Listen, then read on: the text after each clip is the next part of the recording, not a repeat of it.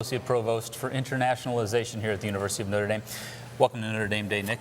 Thank you very much, Pete. I want to start the conversation by asking you this. Why is it important for universities to have an international presence, and why is Notre Dame particularly well positioned to make that happen?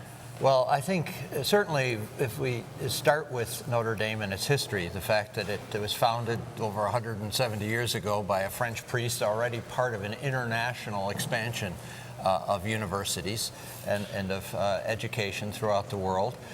So we have a history in terms of our international engagement, and as well as we're working as a Catholic university, our mission is very much as that of universal church, and our ability to work internationally, I think, is built into our identity as a university. As much religious as it is academic. That's in that right. nature. That's right. And I think that obviously one of the important goals of any university, and especially this university, is to prepare our students for the world in which they'll live. And I think many in the audience, from their jobs and from their engagement in a number of their interests and activities, will recognize that being globally aware is essential. And there are two elements of it that we try and work with. One is the conceptual, which of course universities do all the time, which is to teach students about the world.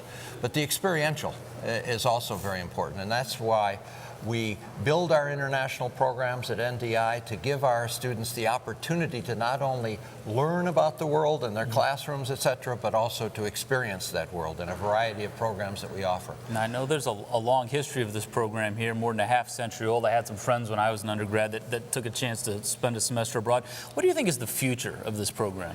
Well, I think that one of the things that we are trying to do, now Notre Dame has always had a very good reputation for sending its students abroad.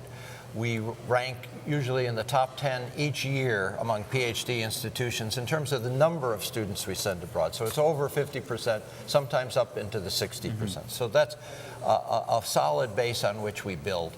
But what we're trying to do now, currently the situation is that students have to compete for positions in study abroad. We would like now to expand our programming so that every student who wants to study abroad and who qualifies on basic levels of qualification can have that opportunity. So that means building new programs and different types of programs. We're building summer programs for our students, which allows those who can't go during the semester. They might have a curriculum that makes it very hard to go.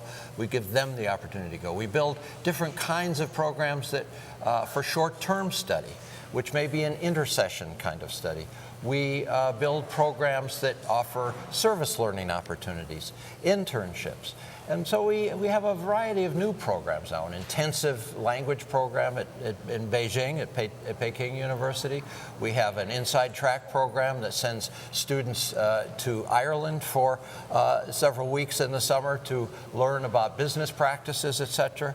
We have a three-continent program that we're opening up in business, the Mendoza College, which will have a cohort of Notre Dame students, Bocconi University students from Milan, and students from National University of Singapore who will spend a semester together at each of those three universities to give them not only a sense of business education in different parts of the world, but also a cohort of people that they're working with. So, and we're also starting a new program for students who have yet to come to Notre Dame. So when they've been accepted, the summer between their acceptance and their fall admittance, we're running 2 seminar programs in our Global Gateways for those students so they can experience Notre Dame abroad before coming to campus. So these are the kinds of new programs that we're developing that I think are the future of study abroad, to make sure that everyone has the opportunity for that international experience. It sounds fascinating. I'm